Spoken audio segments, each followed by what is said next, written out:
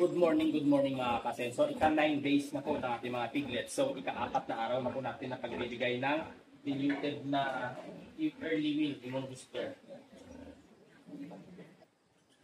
Patakla po natin dito sa dede na nanay nila.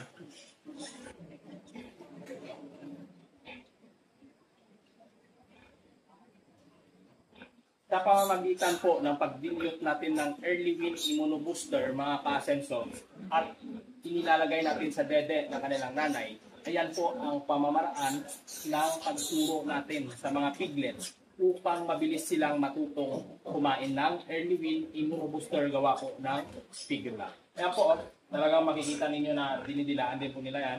Dahil saglit lang po magpadede ang inahin, siguro mga 5 minutes tapos na po yan. Tapos mapapansin ninyo, itong mga piglets pupunta yan doon sa automatic feeder na meron pong mga butil ng early win immunobooster at kumakain po sila ng paunti-unti. At in the same time, umiinom po sila dyan sa kapila ng vitamin Pro. 9 days old pa lang po yan. Pero tingnan nyo po yung katawan nila. Ilalapit natin ha. Ayan. Isa sa paraan namin para hindi sila lamigin. Bukod yan sa ilaw, ayan o. Pulbuhan mo ng di lamigin. Gamit ang Mistral Drying Powder. Kompleto! Gawa po ng Pigula.